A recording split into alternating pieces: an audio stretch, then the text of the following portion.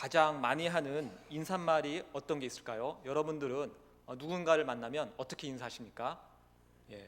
어떤 분들은 이제 믿음이 좋으신 분들은 뭐 할렐루야 이렇게 인사하시는 분도 계시고요. 그런데 아마 대부분은 안녕하세요라는 이 인사말을 가장 많이 사용합니다. 우리 옆에 있는 분들과 그러면은 이왕 한 김에 우리 안녕하세요라고 한번 인사를 해볼까요? 예. 네, 맨날 보는 가족인데 안녕하세요라고 인사를 하니까 좀 어색하기도 합니다. 우리나라뿐 아니라 많은 나라들이 이 평안을 위한 인사 이런 말들이 많이 있습니다.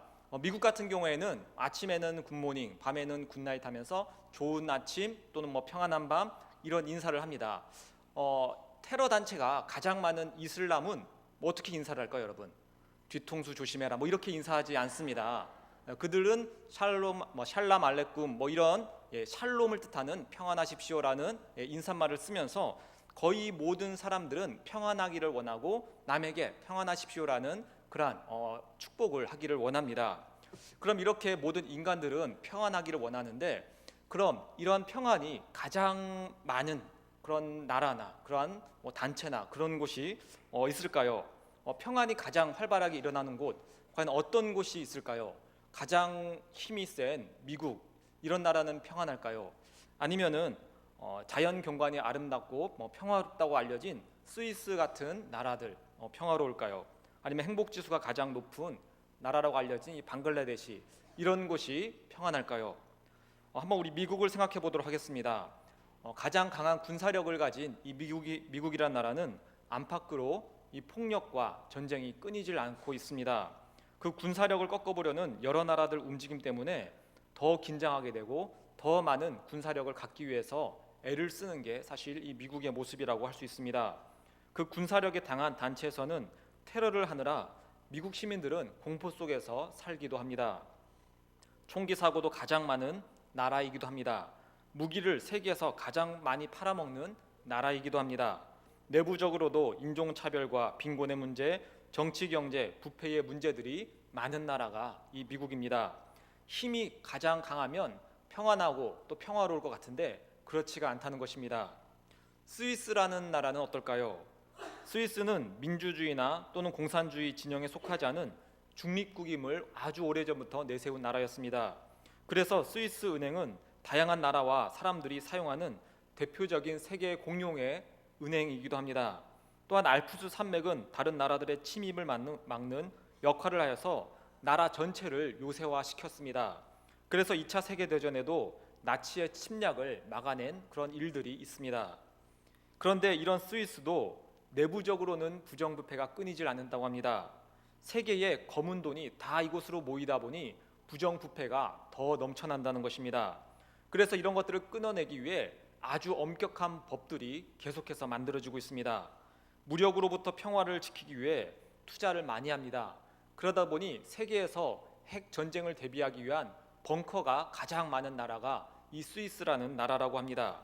평화를 지키기 위한 많은 조치들을 취하지만 역시 평화롭다기보다는 일시적인 평화, 위태위태한 평화를 누리는 게 그런 나라들의 모습이 아닌가 생각합니다.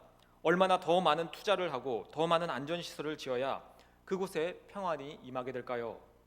이렇게 인간은 언제나 평안을 하기를 원합니다. 평화를 원하는 것입니다. 하지만 역사상 단 한 번도 평안과 평화를 이루어 본 적도 없고 이룬 나라도 없습니다. 어느 시대, 어느 나라에나 전쟁은 있었고 기아와 차별과 계급은 있어 왔습니다.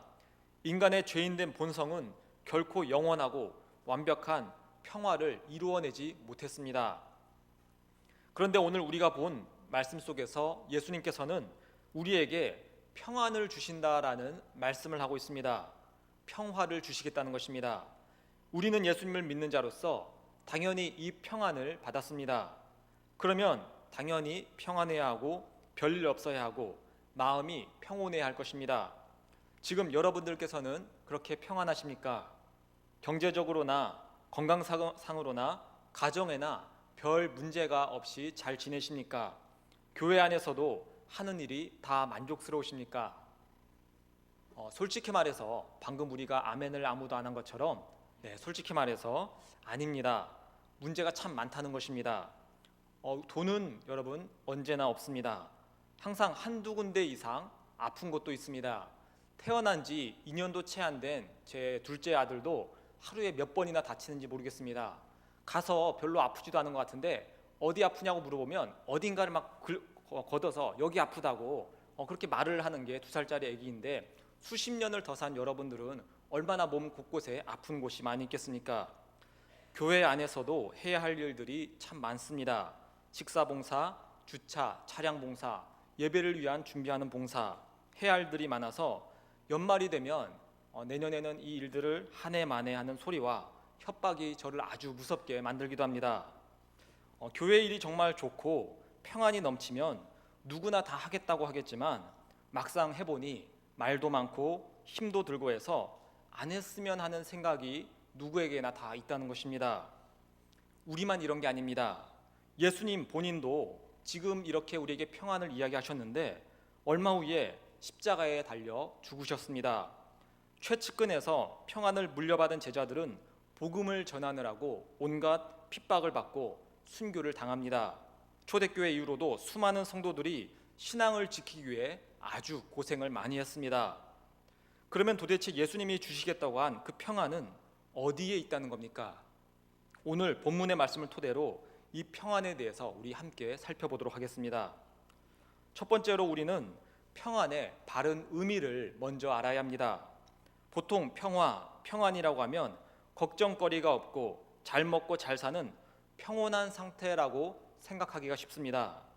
그러나 진짜 평화라는 의미는 적이 완전히 사라져서 더 이상 걱정과 근심을 하지 않아도 되는 그러한 상태를 말합니다. 적이 완전히 사라져서 걱정과 근심을 하지 않는 그러한 상태가 바로 평화 또는 평안이라는 것입니다. 그러면 인간은 적이 없는 이러한 상태 과연 이룬 적이 있을까요? 아니면 적이 있고 항상 불안하고 위험한 상태에 있을까요? 하나님께서 인간을 창조하실 때 인간은 하나님과 한편에 있었습니다. 인간에게 대항하고 공격할 적이 하나도 없었다는 것입니다. 사탄도 감히 하나님과 한편인 우리와 대항하고자 하는 마음을 갖지 못했을 정도입니다. 온 세계, 동식물들, 날씨, 땅도 인간에게 대항하지를 못합니다. 인간의 다스림만 받을 뿐입니다. 이렇게 하나님과 한편인 인간은 평안을 소유한 상태였습니다. 그러나 인간이 하나님을 거역하고 불순종함으로 하나님을 적으로 두게 되었습니다. 하나님의 말씀에 정면으로 거역하였고 하나님 앞에서 거짓말을 하다가 에덴 동산에서 쫓겨나갔고 하나님 반대편에 설 뿐 아니라 하나님의 심판을 받아 죽어야 될 존재가 된 것입니다. 하나님 반대편에 서게 되니 이제 사탄은 언제든지 우리를 공격하며 우리를 가지고 놀 수 있습니다. 온갖 질병과 폭력이 난무하며 다툼이 인간의 마음에 수시로 찾아옵니다. 서로 죽고 죽이는 일들, 인간들끼리 서로 지배하는 일들, 속이고 괴롭히고 미워하는 일들이 계속해서 생겨납니다. 자연 만물도 하나님과 상관이 없게 된 인간들을 공격합니다. 동물들도 날씨들도 공격합니다. 지진과 해일과 태풍도 인간을 공격합니다. 땅들도 인간이 땀 흘려야 열매를 겨우 먹도록 만듭니다. 하나님으로부터 멀어지니 평안이 완전히 인간에게서 사라져 버린 것입니다. 더 큰 문제는 인간들은 하나님으로부터 멀어져서 평안이 사라졌다는 이 사실을 모른다는 데 있는 것입니다. 내가 평안하지 않은 이유는 돈이 없기 때문이라고 여깁니다. 건강하지 않기 때문이라고 생각하고 가정이 화목하지 않기 때문이라고 여깁니다. 그래서 평화와 평안을 얻기 위해 많은 돈을 소유하려고 합니다. 건강하려고 애를 씁니다. 가정의 화목을 위해서 많은 노력을 합니다. 그런데도 여전히 평안은 도통 찾아오지를 않는 것입니다. 평안은 단순히 잘 먹고 잘 살고 인간들끼리 화목하고 이런 데서 오는 게 아닙니다. 평안의 핵심은 하나님입니다. 하나님을 적으로 둔다면 인간은 절대 행복할 수도 평안할 수도 없습니다. 이길 수 없는 분을 적으로 두고서 지금 잘 먹고 잘 사는 것이 과연 의미가 있겠습니까? 며칠 전에 여러분도 다 알다시피 중동 지역에서 비행기 한 대가 추락한 사고가 있었습니다. 지금은 원인이 어느 정도 밝혀져서 이란이 미국에 비행기라고 착각을 하고서 미사일을 발사했다는 그런 보도가 나오고 있습니다. 여러분 한번 상상을 해보시기 바랍니다. 비행기의 1등석에 평안히 앉아서 스튜어디스가 주는 좋은 음식을 먹으며 여행을 가는 중입니다. 평안할 것이고 문제가 없는 상태가 맞을까요? 아닙니다. 전쟁터 위를 날고 있다면 언제 죽을지 모를 위험한 상태에 있는 것입니다. 우리 인간들이 바로 이러한 모습이라는 것입니다. 우리끼리는 평안하다고 하는데 정작 평안은 우리 인간의 선택, 노력과 상관이 없습니다. 평안은 하나님을 어떻게 대하느냐에 달려 있습니다. 하나님이 나의 적이 되어버리면 전쟁터 위를 날아가는 비행기와 다를 바가 없습니다. 반대로 하나님이 나의 편이 된다면, 정확히는 내가 하나님의 편이 된다면 그 사람은 영원토록 평안을 누리게 되는 것입니다. 하나님께서는 하나님의 자녀들을 구원하기 위해 자기 아들을 이 땅에 보내셨습니다. 하나님과 원수된 줄도 모르고 내가 노력하면, 내가 율법을 잘 지키면, 내가 착하게 살면 하나님이 나를 한편으로 여기시고 나에게 잘 대해 주실 거라고 착각하는 인간들을 위해 자기 아들을 십자가에서 죽게 하신 것입니다. 그 결과 예수님께서는 인간의 모든 죄를 지심으로 우리 대신 하나님과 원수의 관계, 즉 하나님을 적으로 두는 관계가 되셨습니다. 적인 우리가, 원수인 우리가 받을 모든 심판과 저주를 예수님께서 대신 받아내신 것입니다. 우리는 하나님의 아들이라는 의의 옷과 은혜를 입게 됩니다. 예수님이 누리셔야 하는 평안이 예수님이 아닌 하나님과 원수된 자였던 우리에게 임한 것입니다. 그래서 우리는 지금 평안하다는 것입니다. 예수님께서 주시겠다고 한 그 평안이 지금 우리에게 있다는 것이 이러한 의미입니다. 지금 가난하고 아프고 힘든 일이 있어도 우리가 평안한 이유는 하나님과 한편이 되었고 하나님의 자녀가 되어서 하나님의 나라를 허락받았기 때문입니다. 이것이 우리가 첫 번째로 알아야 할 평안의 바른 의미입니다. 두 번째 우리가 생각할 것은 그럼에도 성도인 우리가 평안을 잘 누리지 못한다는 것입니다. 자꾸 육신의 눈으로 평안을 바라보기 때문입니다. 육신이 편하고 육신이 잘 되는 것을 편안하다라고 여기는 이 세상의 눈으로 판단하기 때문에 우리가 평안을 누리지 못할 때가 많이 있습니다. 그러다 보니 가난하면 평안하지 않고 아프면 평안하지 않다라고 여깁니다. 반대로 돈을 많이 가진 사람들을 부러워하고 권력을 가진 사람, 성공한 사람들을 부러워하게 됩니다. 여러분, 평안은 육의 눈이 아니라 영의 눈으로 봐야 합니다. 영적인 눈, 보이지 않는 세계를 볼 수 있을 때 나에게 이미 임한 그 평안을 볼 수 있다는 것입니다. 지금 우리가 누리는 이 예수 그리스도의 평안은 어디서 완성이 되었을까요? 십자가 위에서 완성이 되었습니다. 가장 힘들고 고통스럽고 고난과 환난의 시간에 예수님께서는 그 평안을 완성하신 것입니다.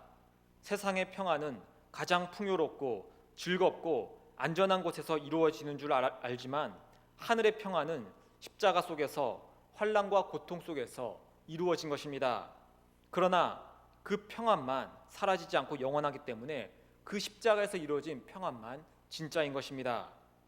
그러면 우리도 예수 그리스도의 평안을 누리기 위해서는 그 십자가 위에서 누려야 합니다.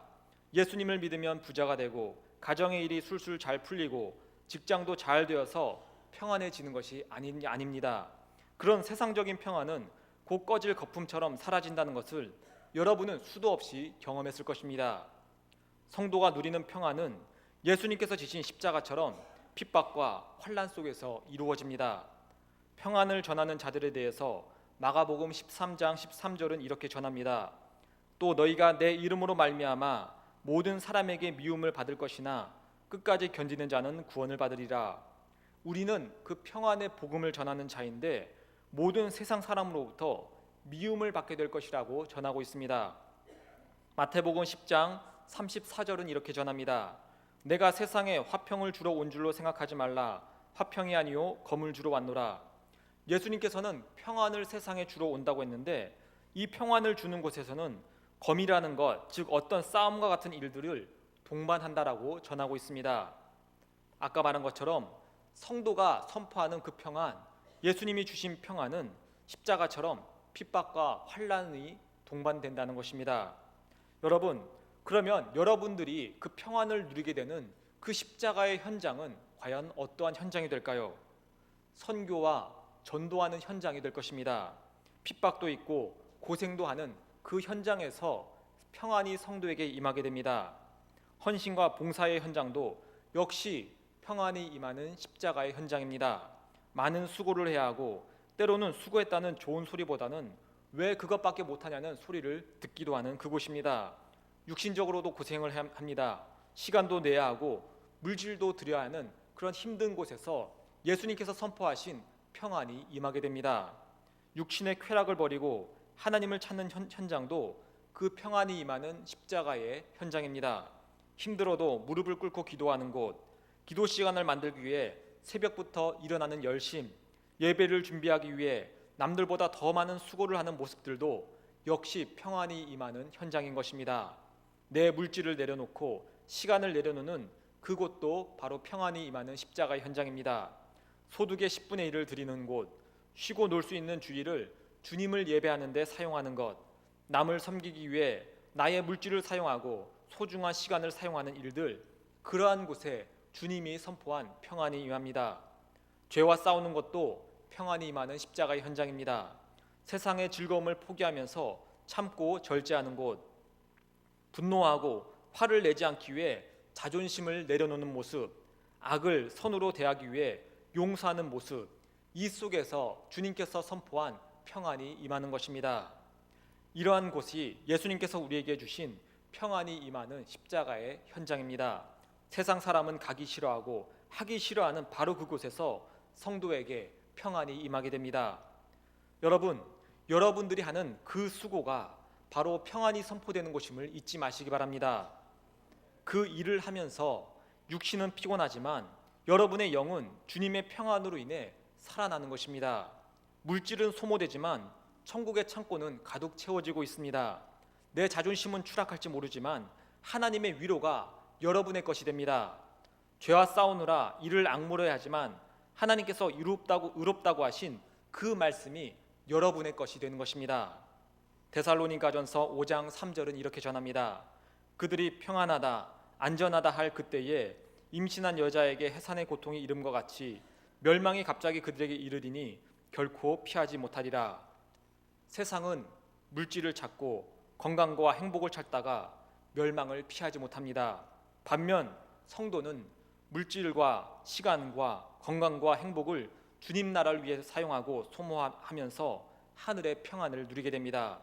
여러분이 땀 흘리는 그곳, 수고하는 그곳이 절대 헛되지 않습니다. 그곳이 바로 주님의 평안이 가장 강하게 임하는 곳임을 기억하기를 간절히 소망합니다. 세 번째로 평안을 누리기 위한 그리스도인의 싸움이 있습니다. 이사야 38장 17절에는 히스기야의 이런 고백이 담겨져 있습니다. 보옵소서, 내게 큰 고통을 더하신 것은 내게 평안을 주려 하심이라. 선지자 이사야로부터 너는 곧 죽게 될 것이라는 청천벽력 같은 소식을 접한 히스기야가 하나님께 통곡의 기도를 하게 됩니다. 그러자 하나님께서는 히스기야의 기도와 눈물을 듣고서는 그 생명을 15년 더 연장을 시키십니다. 히스기야는 나름 성공한 왕이었습니다. 그는 하나님을 잘 섬긴 왕으로 기록되어 있습니다. 하나님께서 히스기야에게 큰 복을 주십니다. 나라가 부강해집니다. 전쟁에서도 승리하였습니다. 그런데 하나님께서는 히스기야에게 더 큰 은혜를 주기를 원하십니다. 더 큰 은혜라는 것이 나라가 더 부유해지고 권력이 더 커지는 것이었을까요? 아니었습니다. 하나님께서는 하늘의 평안을 선물해 주시고자 합니다. 그래서 이전까지 히스기야가 의지했던 것들, 만족해왔던 것들에서 그를 떼어놓으시게 됩니다. 그에게 죽음을 선포하심으로 왕이었던 히스기야가 하나님 앞에서 고작 한 인간이었을 뿐임을 깨닫게 됩니다. 이때 히스기야가 한 기도가 바로 38장 17절의 기도입니다. 보옵소서, 내게 큰 고통을 더하신 것은 내게 평안을 주려 하심이라. 하나님께서는 사랑하는 자들에게 히스기야와 같은 일들을 행하십니다. 히스기야처럼 주님 앞에 그냥 엎드려 줄 수밖에 없는 일들을 주시는 것입니다. 언제 여러분이 주님 앞에 엎드려 무릎을 꿇게 됩니까? 언제 여러분이 기도를 하게 됩니까? 여러분이 의지했던 세상 것들이 사라질 때입니다. 그래서 주님은 물질에 취한 자들을 깨우십니다. 권력과 성공에 취해 있는 자들을 흔드십니다. 잔잔한 수면에 큰 돌을 던져 파문을 일으키듯 잘 살고 있다고 여기는 여러분의 삶 가운데 돌들을 던져서 인생의 요동침을 허락하십니다. 히스기야처럼 죽을 것 같은 위기가 임해야 인간은 정신을 차리고 땅의 것이 아닌 하늘의 것을 구하기 때문입니다. 이렇게 하늘의 평안은 우리의 육신을 아프게 합니다. 그리고 그 아픔과 고통이 있기 때문에 우리는 주님 앞에 회개하게 됩니다. 하나님 앞에 오만하게 서 있던 이 무릎이 꿇게 되고 하나님 없이 잘 살 수 있다고 여겼던 나의 생각이 산산조각이 나는 것입니다. 그리고 이제 이것을 깨달은 성도는 드디어 세상과 싸우기 시작합니다. 하나님, 더 이상 이 세상의 것을 쫓지 않겠습니다. 나의 육신을 평안하게 하고 안전하다고 여기게 했던 그러한 것들을 쫓지 않겠습니다. 육신이 고달프고 괴로워도 가난해도 자존심이 상해도 그래도 세상 것들에 눈 돌리지 않겠습니다. 이렇게 성도는 기도하며 싸우기 시작하는 것입니다. 세상의 부요함과 건강과 성공을 찾고 기도했던 자가 이제는 정반대로 그것을 경계하며 하늘의 부요함과 영혼의 강건함을 위해 기도하는 것입니다. 결국 이러한 마음으로 살아가는 자들, 세상과 싸우는 자들이 예수님께서 주신 평안을 누리게 됩니다. 주님의 평안이 임하기 위해 이런 영적인 싸움이 우리에게 있기를 간절히 소망합니다. 여러분, 한겨울에 큰 강줄기를 보신 적이 있습니까? 강의 표면을 보면 거센 바람을 맞기도 하고 또 추운 날씨에는 강 표면이 얼기도 합니다. 어떤 지형에서는 거대한 파도도 치고 갑자기 높은 곳에서 아래로 떨어지며 요란한 폭포수로 변하기도 합니다. 그런 강을 보노라면 평안이라는 단어는 별로 생각나지 않습니다. 그런데 그 강 깊은 곳에서는 끊임없이 흐르는 거대한 물줄기가 있습니다. 지금 강 표면에서는 얼음이 꽝꽝 얼고 거센 바람이 몰아치는 것과 상관없이 강 전체를 움직이는 진짜 힘은 그 아래서 도도히 움직이는 그 거대한 강줄기입니다. 그 거대한 힘이 중심을 이루어 강을 움직이게 만듭니다. 얼음이 얼어도 밑에서는 거대한 강물이 흐르고 폭풍이 불고 파도가 쳐도 밑에서는 꿈쩍도 하지 않는 큰 물줄기가 있습니다. 바로 이것이 예수님 안에 거하게 될 때 누리게 되는 참 평안인 것입니다. 육신의 외적인 상황이 어떠하든지 거기에 상관없이 내 내면 깊숙한 곳에, 영혼 깊숙한 곳에 도도히 흐르는 그 주님의 안식과 평안이 우리에게 있는 것입니다. 올 한 해도 우리의 겉모습은 육신은 강물의 표면처럼 파도가 칠 것입니다. 얼기도 하고 회오리도 칠 것입니다. 그러나 우리의 깊은 곳은 예수 그리스도의 평안이 있기 때문에 흔들리지 않고 끝까지 갈 수 있습니다. 이러한 평안으로 올 한 해 흔들림 없이 주님을 누리며 살아가는 도일교회 성도님들이 되기를 간절히 소망합니다. 함께 기도하겠습니다. 하나님, 우리는 때로는 육신의 눈으로 나를 바라보고 세상을 바라봅니다. 그래서 나에게 문제가 생기면, 물질이 사라지면, 몸이 아프면 평안하지 않고 걱정과 근심과 두려움이 임할 때도 있습니다. 그러나 주님, 우리의 영의 눈을 뜨게 하사 우리에게 이미 주신 그 평안을 바라보게 하여 주옵소서. 이미 하나님의 자녀가 되어 또 하나님과 한 편이 되어 더 이상 세상의 모든 악한 것들이 우리를 건드릴 수 없다는 것을 깨닫고 이제 주님이 주신 그 평안을 누리게 하여 주옵소서. 하나님, 이 평안은 십자가의 현장 속에 있습니다. 환난과 핍박과 수고와 헌신과 봉사의 현장 속에 이 평안은 가득하게 됩니다. 하나님, 우리의 육신의 평안함을 위해 헌신과 수고의 현장을 외면하지 않게 하여 주옵소서. 진짜 평안을 누리기 위해 그 피땀 흘리는 곳으로 우리가 나가게 하여 주옵소서. 그래서 올 한 해 비록 우리의 육신은 수고했지만 결국 주님 앞에서 나를 평안케 하신 주님을 찬양합니다라고 고백하는 우리 모두 되게 인도하여 주옵소서. 이 모든 것 예수 그리스도의 이름으로 기도합니다. 아멘.